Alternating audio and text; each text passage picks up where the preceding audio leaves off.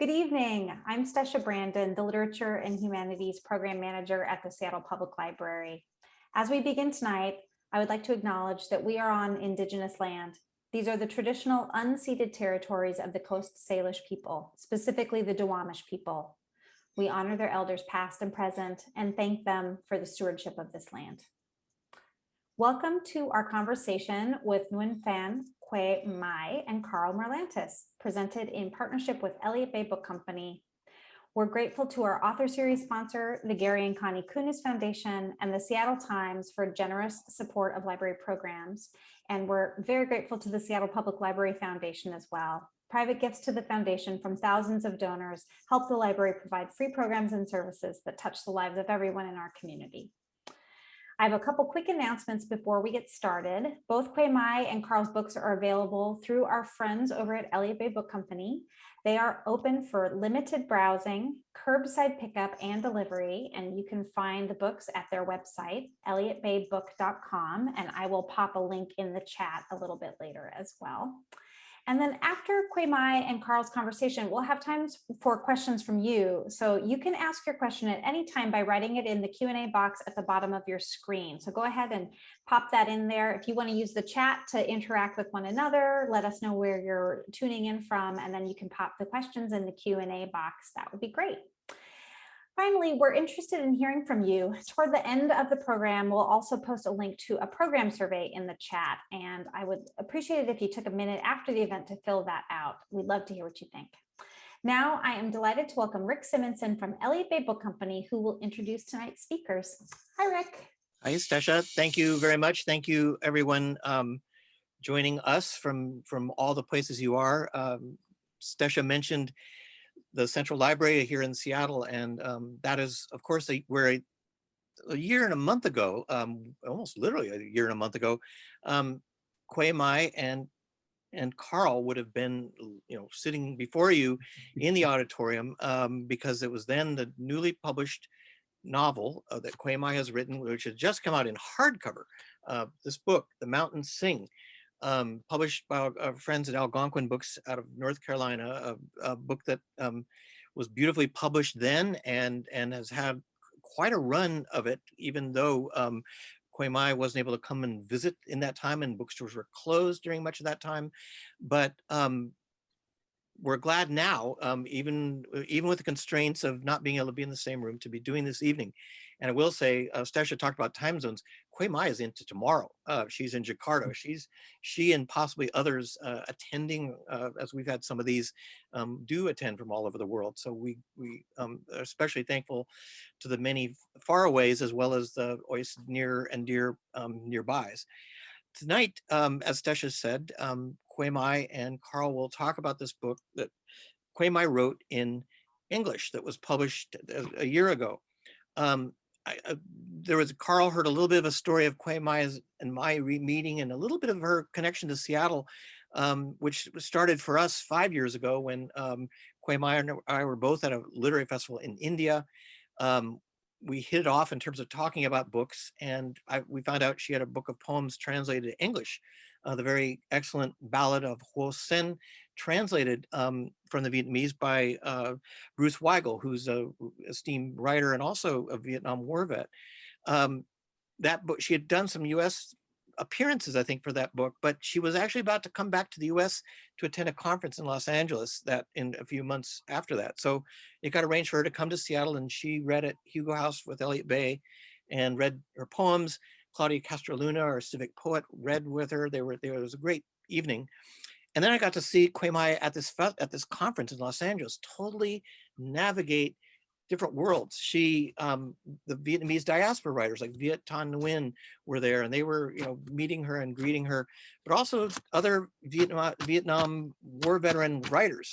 So I saw Joseph Komunyaka, the great poet, come to attend one of her sessions. And one of the things that's happening with this book and with what Quay Mai is doing tonight, especially in having her paired with Carl, is to look at the time this book came out of, which is that continued to have an impact on this country in all sorts of ways, on those Vietnamese diaspora people who've come here, on people in Vietnam, and on mostly men, but men and women who came from the US and participated in that war. And if you look at the comments on Kwe Mai's book, you'll see a variety of writers of all these kinds. And one of them I know, at least in last time I looked at attendees, the writer and Wayne Carlin, who actually brought an anthology of Vietnamese writing to the Seattle Library several years ago, a memorable night.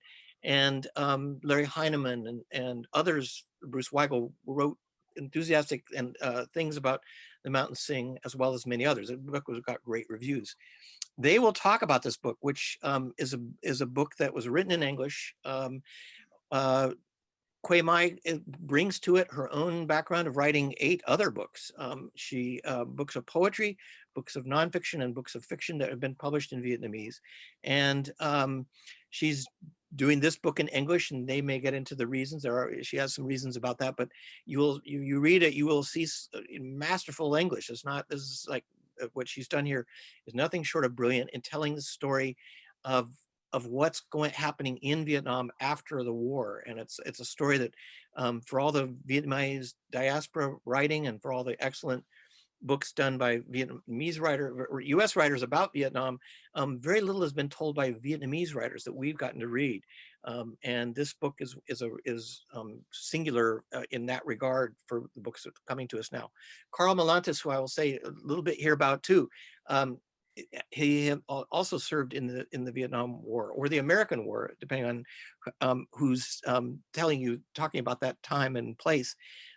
He is the author of the novel, the 2009 novel Matterhorn, which comes from his experience there.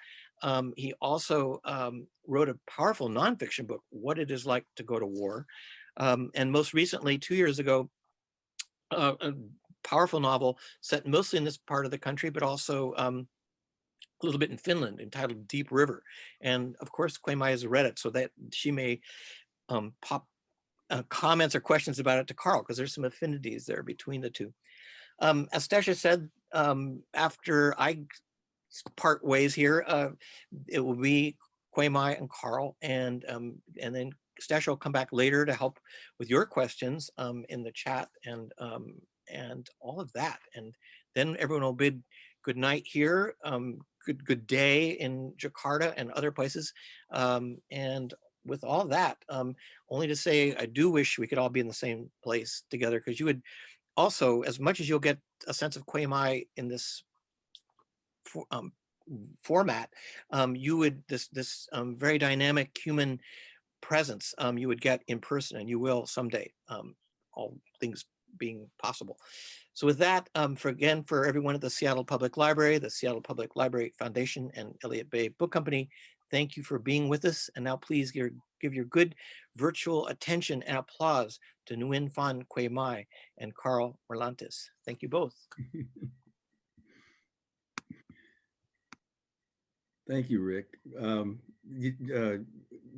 I just wanted to say I just love this book, and I'm so pleased and proud to be here, able to grill Kwe Mai on aspects of it. And I just the basic general question is, what inspired you to write this book? I mean, it's about a time that you didn't live.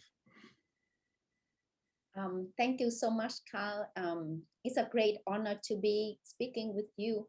I don't know why I'm becoming so emotional. I think about my uncle who fought in the war against you. And I wish that he were alive today so that he could witness our conversation. I think this conversation, commemorates the 46th anniversary of the end of the Vietnam War, but it also commemorates the efforts of many writers and artists have done to bring our communities together. And I think there is still so much healing and mutual understanding to be done. So I'm just so honored to be in conversation with you. To answer your question, the inspiration for the Mountain Sing. So actually, when I was born, both of my grandmothers had died, one because of childbirth and another one perished, together with 2 million other Vietnamese during the Great Hunger. So I always wished to have a grandma. I was very jealous of my friends who had grandmothers to tell them stories and legend of our birthplaces. So I told myself as a child, one day I'm going to write a book with a grandmother in it, so that I would have a grandma. So the Mountain Sing is really a gift that I wanted to honor my grandmothers, whom I don't have a picture of. I don't know what they look like.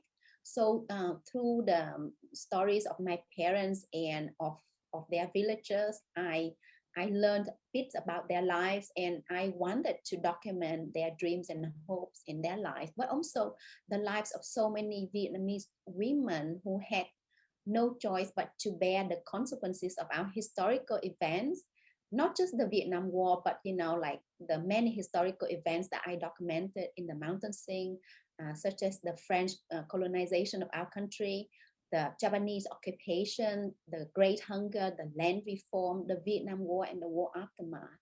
And I wanted to show the impact of those events through the viewpoints of these women. Um, but because I am such a great fan of your work, Carl, so I want this event to be much more than my book. I want this event as a chance for us to reflect on the impact of the Vietnam War on Vietnamese as well as American people, as well as the international community. So I hope you don't mind me asking questions about your books as well. I mean, for me, it was really difficult to read uh, both Matterhorn and what it is like to go to war, because you are so honest in your depiction of horror.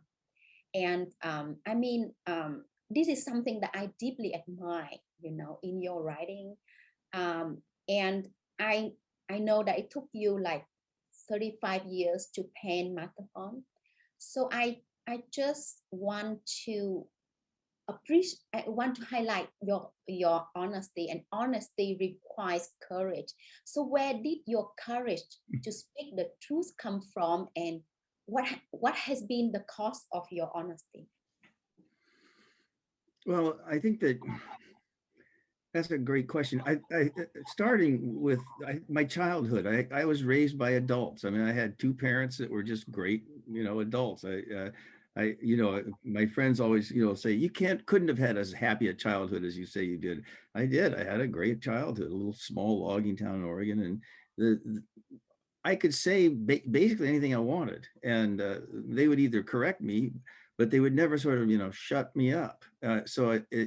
I got used to being able to say what the truth was, and occasionally I'd get in trouble. I do remember once writing a black mass, and my father giving me a lecture about blasphemy, and then making me burn it in the burning barrel outside. So it wasn't totally without repression from the parents, but that was a start. And the other thing is that I've been in groups of veterans, and I've heard stories from them, and the honesty that you get in a small group, where after a year or so of speaking, people begin to feel comfortable with each other, and that they won't be judged. And the stories that come out are just horrible, and yet these are great, wonderful people. And so I'm going like, well, if they can tell horrible stories like this, I can sure do the same thing, because I just felt that I was, just one of many that had these stories. And the other thing is, I think that is important is I think that having gone through like the war, walking with somebody, and then, a minute goes by and you turn around and they're not there anymore, they're dead. You get this sense of we're not that important. We just aren't. What do I have to hide? I mean, in 1,000 years, nobody even know that I existed. So why am I thinking that something that I have to hide is really special or important or something?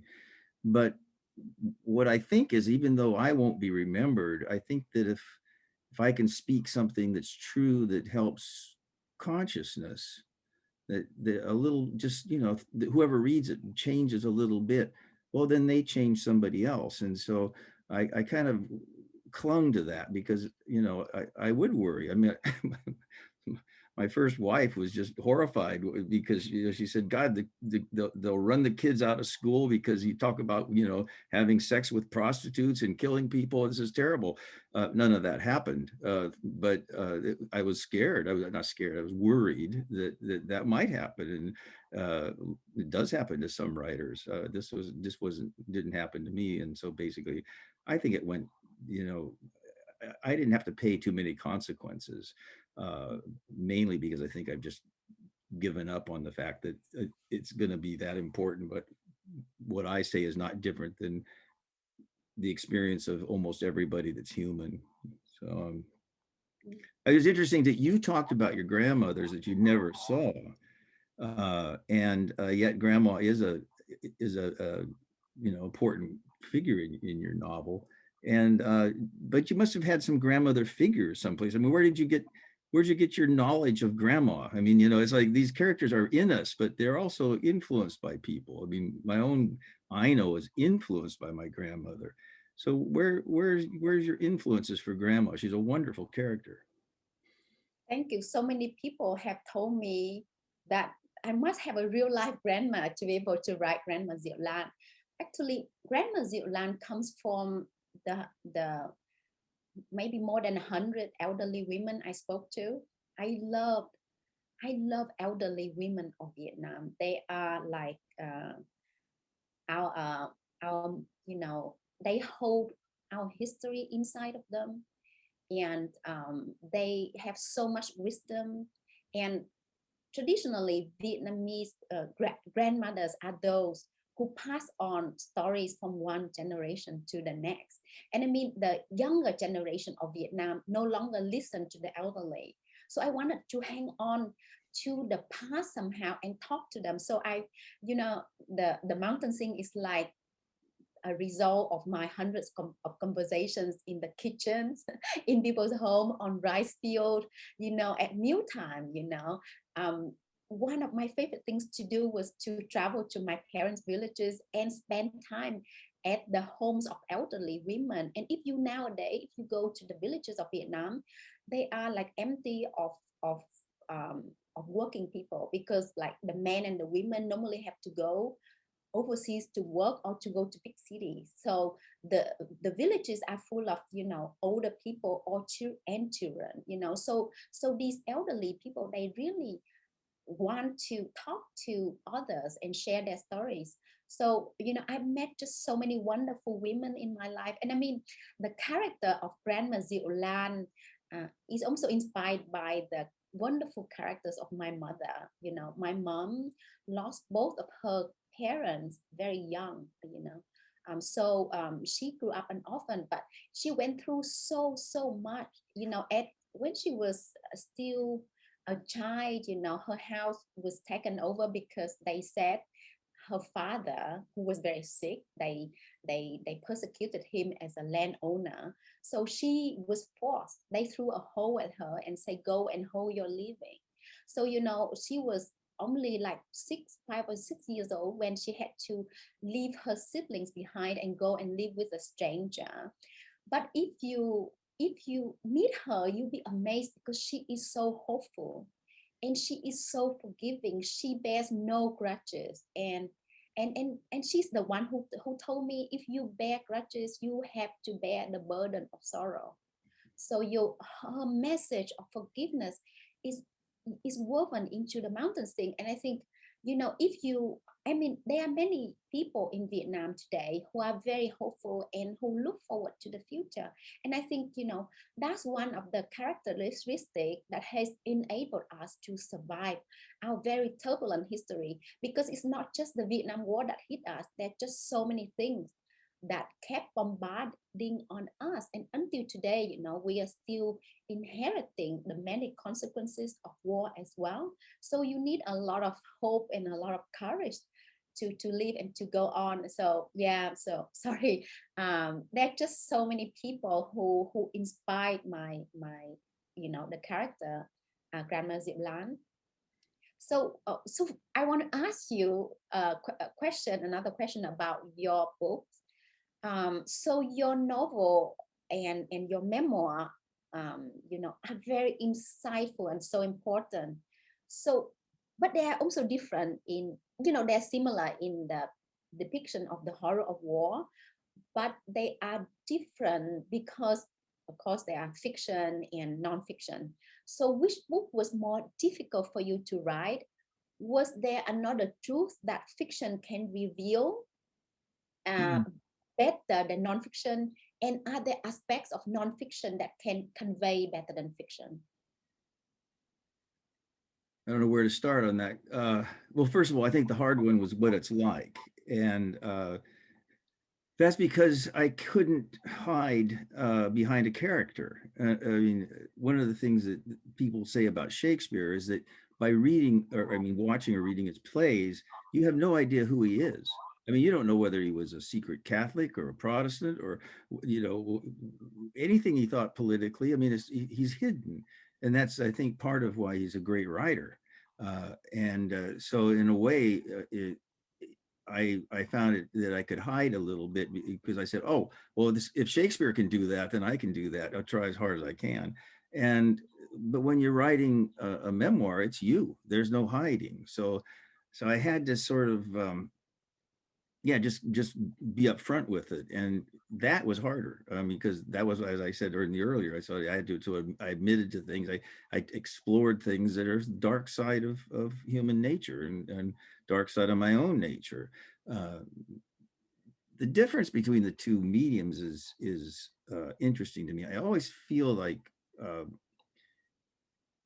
with fiction, literary fiction, you can identify with a character. You do see the world through someone else's eyes. That's one of the things I remember blurbing about your book, is that it allowed me to see the world through the eyes of grandma and this little girl in a part of the world that I'd never been to and that I had some certainly encounters with. And it changes me because we don't have any opportunity to get out of our own skin other than literature. I mean, even movies, you're sitting in a chair watching it on a screen or television set.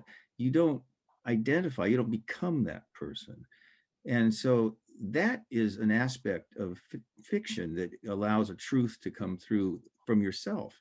You experience the world through the eyes of that character. Nonfiction is, of course, it's analysis. It's my view of the world, and I'm going to explain it to you, and that is either valuable or not valuable depending upon whether you think I'm full of nonsense or whether it's actually doing something good. But you don't identify with nonfiction. I mean, you don't have your own character changed. You don't have your own personality altered. You learn something. So it's almost sort of much more left brain in the sense of that. And I think that that's a big difference between the two mediums. And they, of course, are each important for a different purpose. Um, it's more fun to write fiction. And like I said, it's easier for me to hide that way.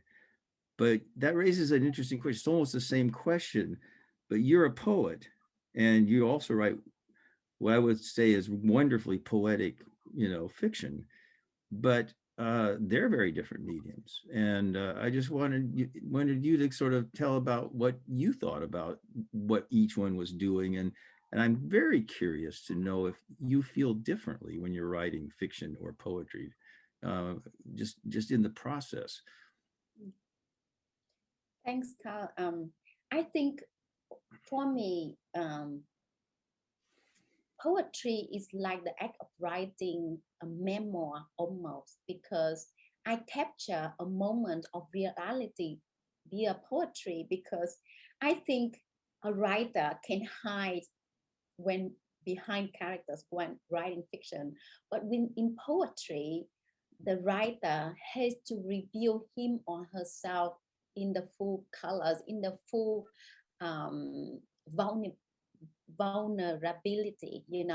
I'm most vulnerable when I write poetry, because Mm, you have to deep to the depth of your emotions to bring it out. And I think with fiction, I can apply discipline. I can write. I can tell myself every day I work on a book. But with poetry, it does not come to me easily. When poetry comes to me, I have to catch it immediately, whether on an airplane or when I'm walking around, because it will fly away if I do not catch it.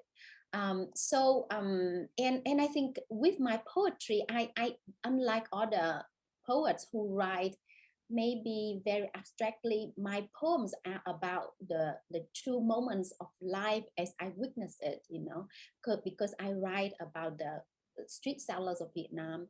I write about the garbage collectors and what they see through their eyes, how they see Vietnam's development and how they are left behind. And I write about veterans whose stories people don't want to listen to and whose Yeah. stories need to be told. So I think it's, in a way, The Mountain Sing is my largest poem that I wrote for my homeland. I mean, I structured it as a novel, but I sneak a lot of poetry in it into it because I Quite want more clever. people. Yeah, I want more people to read poetry, and I also wanted to present Vietnam more than a war through that novel.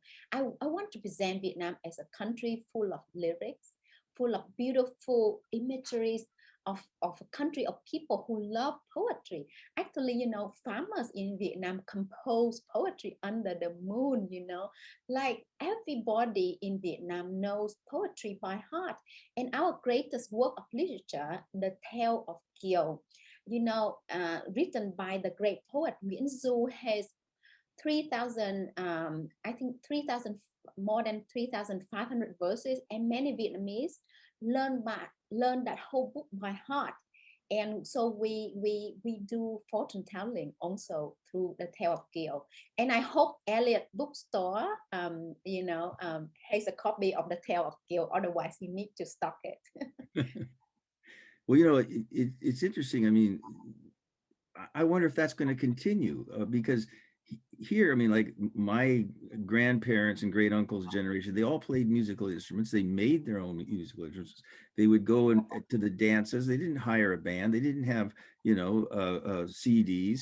They did it all themselves, and they learned music. And I remember my own grandfather reciting poetry. I mean, he just that was something he just did. But I don't see it anymore. I think it's gone from us. It's become much more sort of you buy that now. I mean, people like us write things and people read them, but you don't see people Friday night making their own songs up or reciting poetry. I'm very happy to hear that that's still happening in Vietnam, but do you think it's going to continue? Yes, I mean, we have Poetry Day every year. And we have, like poetry readings on national radio. So Ah, often our newspapers bring poetry, like the weekend newspaper always brings poetry. And poetry is also a very important part of our New Year special editions of newspapers.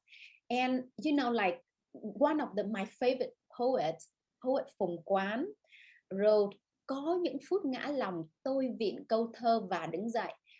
During the moments of difficulty, I hold on to the verse of poetry to pull myself up. So poetry really gives us a lot of light during difficult time. And I think in America recently, you have had really amazing poets like Gloria, who's in this audience, whose poetry is amazing and should be read by everyone. And I'm really excited to know about the work of Amanda Gorman, who read at the ceremony to celebrate the presidency of President Biden. mhm. So I think with her voice, I mean, now more people are excited about poetry, and I think we should celebrate more the power and the beauty of poetry. Yeah. So I mean, to my turn to ask you a Yeah, question. okay. It's like I've been excited, about seeing you because I'm just a great fan of your work. So to return to the, to your work. So I've been thinking that because today is the 28th or 29th of April, by tomorrow, my time, Vietnam, we will be celebrating, the 46th anniversary of the end of the Vietnam War. But I don't think the war has ended. Veterans of all sides are still suffering so much, and traumatized veterans are still misunderstood and stigmatized. So, in your opinion, what should society do more for veterans and their family members? I've said this before, so if I apologize if people have heard it, but I think that the fundamental issue is alienation between veterans and non-veterans, and that comes from an attitude, and it's unconscious. It's not like people think this way, but um, I use this analogy of a rifle, and the rifle is built by people who work in factories, and it's paid for by our taxes. Everybody pays for taxes, and they help pay for the rifle. And the people that designed it were taught by second grade school teachers, and bankers and farmers all contributed this huge, long sort of, Buddhist sort of interchange of being and connectedness results in this rifle. And at the end of that huge, long chain where everybody's involved, some 19-year-old pulls the trigger, and we say he did all the killing. He did the killing. And what's worse is that he believes he did the killing, but nobody thinks about, well, he was part of this huge chain that we must all become conscious of. We did the killing. We did it. And so that's a fundamental issue of just being conscious that we as a society have to start to own, and we escape it. I mean, I've often said I thought that they should put a line on the income tax record saying, da da da da, and here's the percentage that's going to fight the war in Afghanistan right now. People go, what are we, because no one, it's just not in our consciousness. We're not even, we don't even think about it. And I think that there's probably some things that we can also do about the alienation. I mean, I think that the volunteer military it contributes to this alienation. The draft was horribly unfair, but the unfairness is actually worse now than the draft. I mean, in the Vietnam War, well, I think World War II, it was like, rich kids, if you could take the top 3 deciles of income, and they can do this by zip codes, the ones from the top 3, the ones from the bottom 3 died at 1.2 times the rate as the ones from the top 3, which is just the way it works. I mean, if you have a better education, you get to become a typist instead of an infantry soldier. And in Vietnam, it was the ratio was 1.4 times. Today, it's 1.7 times. So with the quote all volunteer military, we're actually having more kids from the lower income levels fighting and doing the dying. So it's less fair. It's always less fair. And I think that contributes to this gap again. It's like the rest of us sort of just, well, they volunteered. Yeah, they did. But on the other hand, I call it the all recruited military, because there's a whole lot of other stuff. It's not just, oh boy, I'm going to go fight for my country. It's like, I don't know, it's hard to find jobs around here. And it's not like during Vietnam, where a lot of kids that were from really bad neighborhoods, poor kids, and didn't finish high school, they don't get into the military anymore. I know the Marines, if you have anything on your record, like, got caught at a party drinking underage, you can't get in anymore. I mean, so those days are gone. But nevertheless, if mom and dad work for Walmart, you're apt to find a job in the military. And if mom and dad are partners in a big city law firm, it doesn't happen. So I think that's got to change. And I think the way to do that is just universal service. We can't put the whole country into the military. But gosh, there's a whole lot of kids like myself between the age of 18 and 20. It was just a complete waste of time going to college. It would have been much better to go dig Forest Service trails or repair roads or work in the airports and, search people or whatever. I mean, God, kids can do a whole lot of stuff besides, being in the military. And then there would be this sense that, well, we're all in it again. It would break down that barrier of us and them between veterans and non-veterans. And I don't know. I can't think of too much. There's another thing that I think about is we categorize veterans. In other words, it's like, oh, you see somebody in the airport and they have a uniform on, and some people say, well, thank you for your service, and now that they're done, right? Well, that's just treating somebody as a group. You're not treating them as an individual. If you really want to start to break down this sort of sense of alienation between veterans and non-veterans, you have to go up and talk to the kid. They're usually kids, and and it's not just thank you for your service, but it's like, oh, where were you? Oh, I was in Afghanistan. Oh, really? Gosh, what's the weather like there? I mean, simple things. What did you do there? Simple things. Suddenly you're talking to an individual. You're not talking to some, abstracted aspect of it. And so I think that a great deal can be done just in terms of consciousness. There's all kinds of programs. I mean, the VA has programs and churches have programs, and clearly they're helping, but they're not sufficient. So I just think that the fundamentals are our attitudes. We just have to understand we're all involved in it. There is nobody that's clean. We are all involved. We're mixed up. I echo that. I mean, we are all involved in the creating war and supporting war, because like they has, even writers, right? Writers in Vietnam, or a lot of writers have been writing about, like the official viewpoint is we won the war and the war was heroic.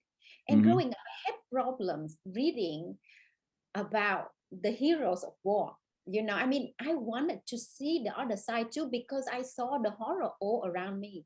Actually, when I was sick, when I was like 8 years old, when I was standing in the mid, of bomb craters, or people who had lost their limbs, or people who had their family members still missing. And in Vietnam nowadays, we still have so many families who are still waiting for the return of their loved ones.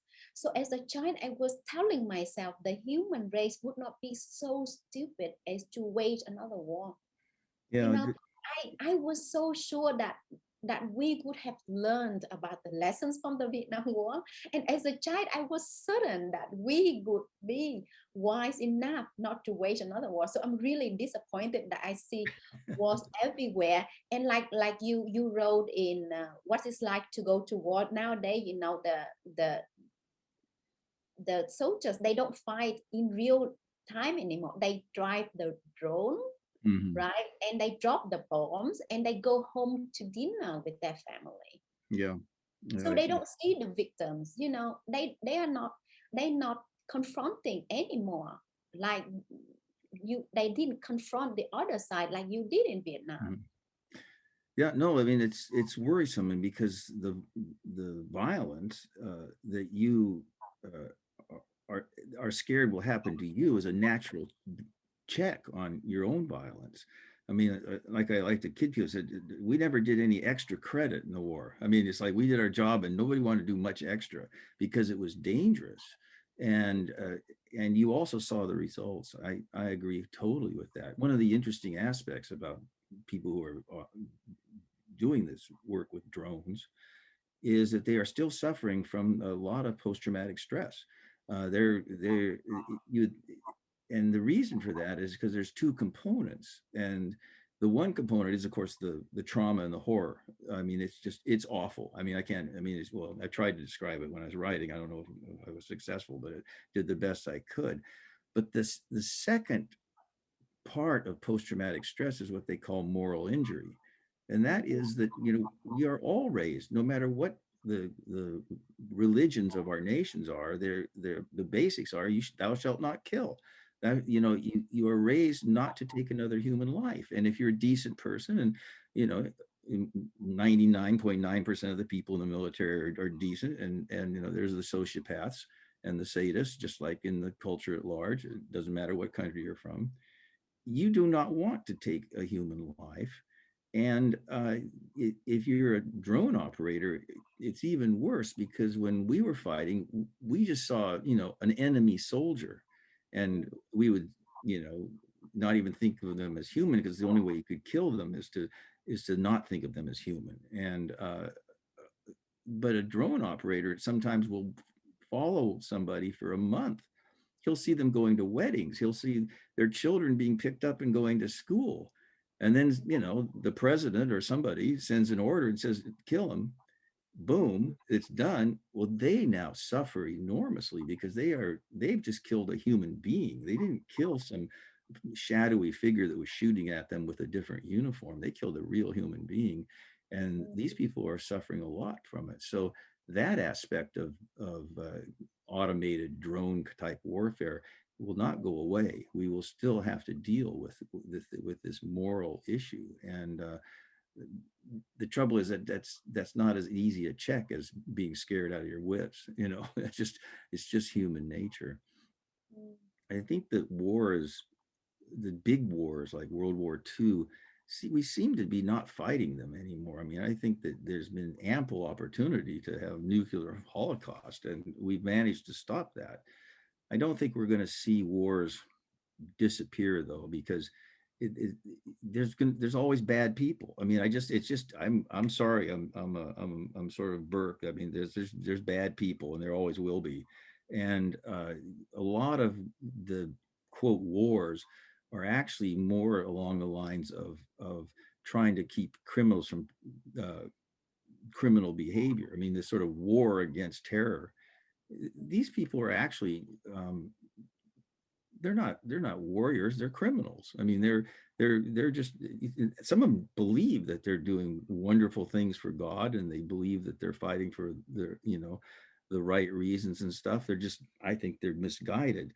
But that's different than, World War II, where entire nations were fighting against each other. This is more or less like, a small specialized police forces going after these people. And I suspect that in the future, we're going to see a lot more of that. I mean, Boko Haram in Africa, and that's not a nation. We're not fighting a nation there. That's a group of crazy people that are doing criminal activity, and so that won't go away. I don't think that'll ever go away, because we are always going to have this problem of just being human, and it has to be regulated and in a sense policed.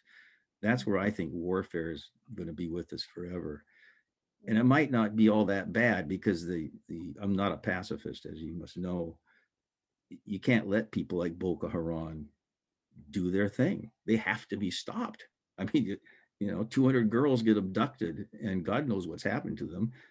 That has to be stopped. And so people have to be, get their rifles out and go after them. And so I'm sort of guessing that won't change, but I'm actually hopeful that the mass slaughter that we've seen from like World War II, and even the horrors that happened in Vietnam. I mean, I don't know what the numbers were. 2 million Vietnamese died. I can't remember, from the North and South both. I'm hoping those are behind us. It seems that we haven't seen it, but it's dicey. I mean, we're on the edge. We're always sort of like, gosh, what's crazy? What's his name going to do in North Korea with an atomic weapon? I mean, that's yikes. So yeah, it's not for sure. No. I don't know what time it is. Are we going to have people come in for some questions from outside? There she is. You answered my question, which was, I wonder if they're ready to start segueing into some questions from the audience. I think I'll take a minute to read through the questions, because there are lots there, but do we want to maybe just give a little taste of the book? Do you have like a little something, Quay Maya, that you could read to give people a little taste to close us out, or is that too much? Okay, yeah, I can quickly read a passage from The Mountain Sing. So this is in the voice of Hương, the granddaughter, who continues her grandmother's story in the book, because The Mountain Sing is told by the two women who let readers know the experiences of the 4 generations of their family.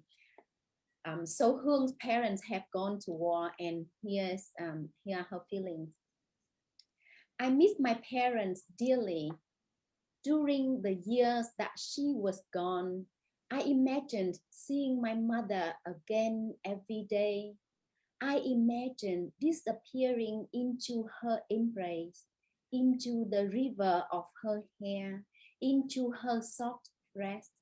I imagined our voices rising like kites from under the shade of our new bang tree. I miss how my mother had filled our home with her singing voice, how gracefully she had danced, how she had led along by my fingers, twirling me around her so my shirt would flare. Whenever I was sad, I told myself to be strong like my mother. She never cried or showed fear. Once we found a snake under our bed, and while I stood there shaking, she bent and picked it up by the tip of its tail, flinging it out of the open window. By the beginning of 1975, rumors spread that the war was already ending, and I imagined my mother flying me down the streets of Hanoi on the back of grandma's bicycle. She would scream at the We would scream at the top of our lungs as the bike rushed us into a brilliant summer, into red fruit flowers, into purple bang lang petals that blossomed above pavements punctured by bomb shelters. We could stop at the leg of the returned sword, delighting in the delirious coldness of Jiangdian ice cream.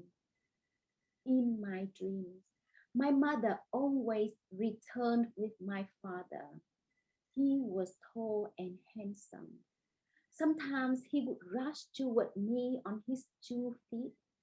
Sometimes he struggled on a single leg, leaning on a crutch. Sometimes he embraced me with his two strong arms, and at other times he had no arms at all, just two lumps of soft flesh protruding from his shoulders. But he always laughed as he called my name. Here is Hương, my daughter. That's wonderful. That's wonderful. Thank you. I was just going to ask you one final question. You write so beautifully about the war and that time. I mean, here in America, I mean, in the presidential election, they didn't even mention the war we're currently fighting. I mean, America is it's just not even in our consciousness. So I sort of have a double question. One is, do the people in Vietnam think about or discuss, is it even on their consciousness, this war that was 45 years ago? And what are we doing? I mean, why are we writing about something that people, at least here, don't even want to think about? I mean, what value is that? I mean, I'm sort of wondering, I guess, about our vocation here.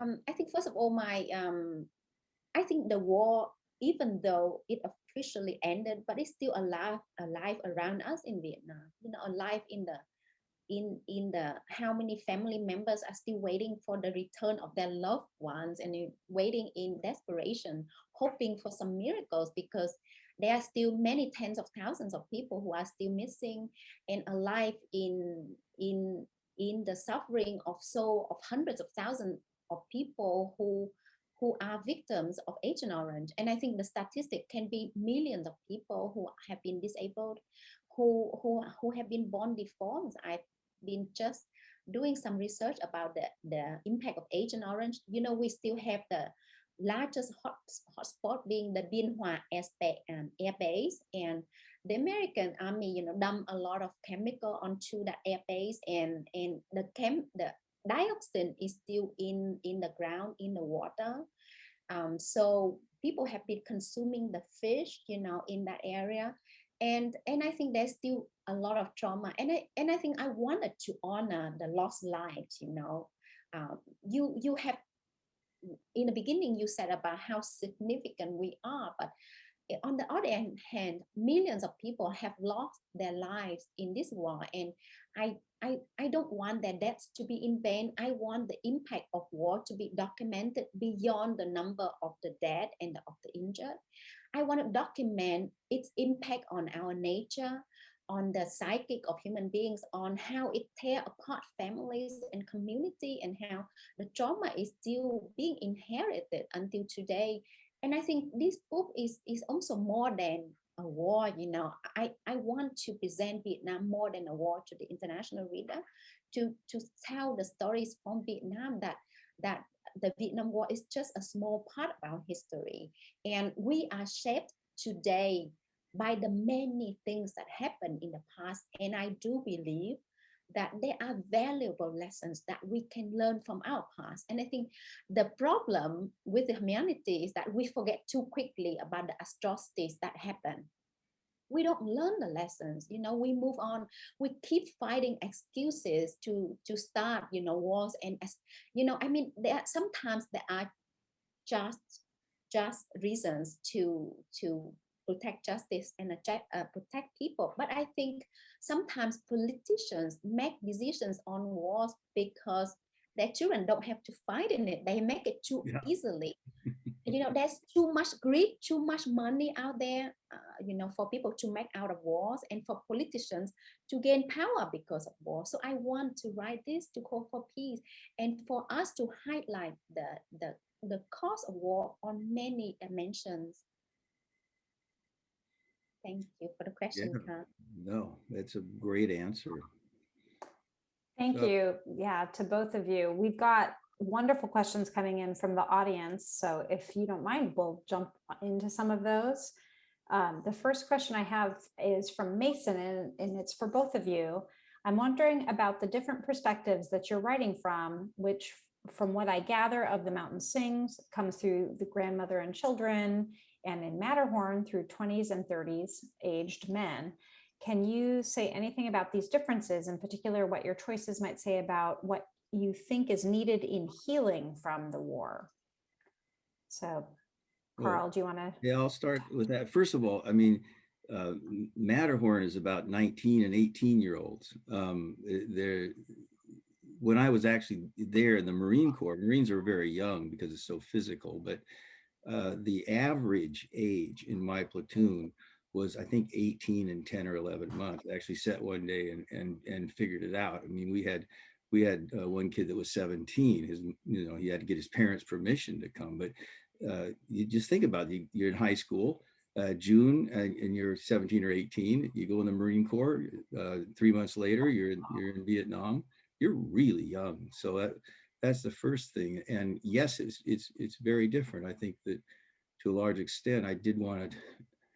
Matterhorn is about growing up under really difficult situation, and I think that I was the first one just to use the word kids. I mean, I called them kids, and I got a lot of on flack on Amazon, like, how can you call these Marines kids? It's because they're kids. They're 18, they're 19. I mean, that's why they're so good at being Marines, because God, they'll go without food and water, and they'll do what they're told, and they'll charge the hill without even thinking about it. I mean, that's the unfortunate truth about humanity. The adults are responsible for not sending them off to do that stuff. But once they're sent off to do that stuff, they're the best ones. You don't want to send the old people, I mean, it's just not the way it works. So I wanted to write about really young people, and that was a thing I wanted to bring out, how young most soldiers and Marines really are. What about you, Quay Mai? You want to talk a little bit about why you selected to write from those perspectives? I think you talked about it a little bit at the beginning, but maybe you could expand on that. So, The Mountain Sing inherits the oral storytelling traditions of Vietnam, because traditionally, Vietnamese women tell stories to our children and grandchildren. So I have Grandma Diệu Lan telling stories about her family before 1972 to her granddaughter. And through her story, the reader will understand the roots of the Vietnam War. and the many things that happened to this family. And Hương continues that storytelling tradition by documenting what happened to her family after the war. So there's a circle of storytelling there, because in the end, when the grandmother dies, Hương burns a copy of the manuscript to send the story, to her grandmother. So in Vietnamese belief, we think that our ancestors do not die; they watch over us, and we can communicate with them. So actually, when I was growing up, I often burn incense to my grandma, and I told them all of my secrets.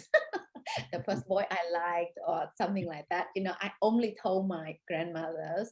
And I think writing this book, I think I was communicating with them in a way. I think their spirits really blessed me, because this book was really difficult for me to write. I mean, it took me a lifetime of research and 7 years of writing, but it was really emotional. And I think sometimes I heard their voices telling me to go on. And I really believe that, our ancestors are out there. I don't think that when we die, we disappear.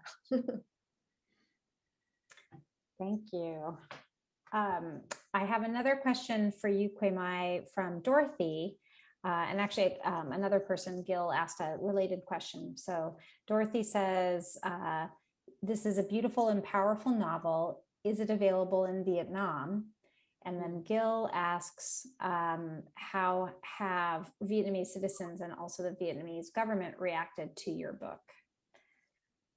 So these are great questions. Thanks so much. I'm a translator as well. So I have in my plan to translate this novel into Vietnamese soon. I have had interest from 2 different publishers who like to publish the work in Vietnamese.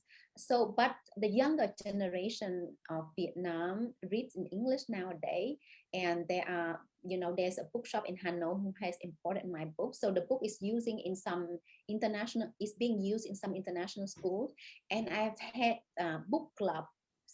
I've had book clubs with the people in Vietnam who, for example, there were like three younger people based in different parts of Vietnam who told me that after reading The Mountain Sing, they asked their parents about what happened to their family, and they found out similar stories. For example, when it comes to the land reform, because there's so much trauma within our community that the elderly want, or the older generation wants to protect the younger generation, and they don't really talk about what happened. And so the personal accounts I've heard is just been so unbelievable. So I don't know the reaction from the government, because like normally government officials don't read. Yeah. Unless you have Biden as your president, he loves reading. And so that's great. Okay. Thank you. Carl, I have a question for you. Richard asks, is there going to be a sequel to Matterhorn? Did Lieutenant Mellis finish his tour? And then he says, Semper Fi. Well, Semper Fi back. I don't think there will be. I think I'm done. I think I've done the war, and I'm moving on to other things. But yes, I do believe that Mellis survived, and that he came back and went through all the hard things that they went back. And I've sometimes thought about writing about that, the coming home, and I'm just not prepared to do that. And as far as the actual war is concerned, I think I've pretty much laid it to rest. I've got other things that are interesting to me. I see writing as it's like a spiritual growth sort of thing. It's an exercise. If you're doing it right, you're challenging where you are in your life. And I challenged where I was, and I with 2 books, I came to terms with that. I mean, I'm still struggling with things. I mean, I still, my kids will still, remind me of things. I mean, like, if the dog barks without me being aware of it, I jump out of my skin. Or if, they'll say, well, you woke him up last time. I don't want to wake him up. He goes crazy. I mean, so that stuff is never going to leave me. But the psychological part I'm done with, and I'm on to other things in my life, and my writing explores those. So I think that's where we'll be. Excellent. Thank you. And Kwemai, somebody, let's see, it's Sue, asks, will there be a future story about the daughter in The Mountains Sing? That's my favorite character. Thanks so much. Yeah, Hương, I love writing about Hương, and some readers have asked me for a sequel. I haven't thought about it. I've been working on my second novel based set in South Vietnam. So maybe, but I love being immersed into the stories of Hương too. So maybe one day. Thank you for that question. That's great. Well, we're coming to the end of our time, but I did want to, and I'm sorry, we're not able to get to everybody's questions, but we did have a comment from Kristen in the chat that I just wanted to share. It's a comment, not really a question, but Kristen says, my father is also a Marine combat veteran from the Vietnam War in '68. My father finally sought support and counseling from the VA 2 years ago, specifically after reading What It's Like to Go to War. The generational trauma is so powerful, it defies understanding. It took my dad most of his adult life to get to a place where he could start to safely unpack what happened to him and his role in it. Books like The Mountains Sing and Matterhorn and What It's Like to Go to War can and do serve as catalysts for deep inquiry and introspection, both fiction and nonfiction. So thank you both very much. So I thought that was a really lovely message. Wonderful message. Thank you for saying that. Yeah. Well, I am just so thrilled to have you both here. Do you have any closing thoughts that you'd like to leave folks with as we here in Seattle go into our evening and you go into your morning? Only that I regret that I, can't close out and, like you said, have coffee afterwards and actually, spend some time, because it's just wonderful to be able to hang out with, a fellow writer like Kwemai and with a librarian. I mean, God, librarians are so important in my life. I can tell great stories about them. So that's my regret. Hey, what happens in the library stays in the library, right? So, first of all, I would like to thank everyone in the audience for being here with us today. You have stayed until the end and listened to us. Thank you so much. I'm seeing a lot of familiar, names out there. Pen from the Lannan Foundation, who's a great friend of mine and champion of diverse literature. Wayne Carlin, who's an author of amazing work about Vietnam, and Gwen has translated a lot of Vietnamese literature as well. So I want to honor him today because he's just been so amazing, and so many of my friends out there as well, and readers. Thank you so much for your kind support and your time being here with us. Thank you, Carl, for this really special conversation. I think it's my dream coming true to be speaking with you. Pleasure to be with you. Thank you. And thank you for dressing up as well, in your suit. You look amazing. Kwemai said she was going to wear her ao dai, so I said, I got to put on a coat and tie for this. Yeah. And Stasha and your team at the Seattle Library and Elliott Bay Book Company, and everyone who's been involved in organizing and supporting this event. Thank you. And Rick, I have to come back to Seattle to see you. Thank you, everyone. Stay safe and take really good care. And I hope to see you in person for real, because I want to hug everyone. Thank you. We can't wait. You'll have to come back. So thanks to both of you so much. And I just want to let folks know that both Kwemai and Carl's books are available through our friends over at Elliott Bay Book Company. They're open for limited browsing, curbside pickup, and delivery. And you can find the books at their website, elliottbaybook.com. You can also find both Kwemai and Carl's books at the library, of course. And our website is spl.org. As I mentioned, we are interested in hearing from you, and I just posted a link to a program survey in the chat. I would love it if you would take a minute after the event to fill that out and let us know what you think.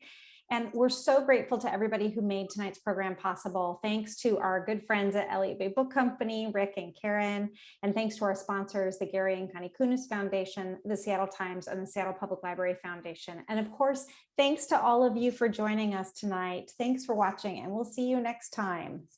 Bye. Bye, Quay Mai. Thank you so much.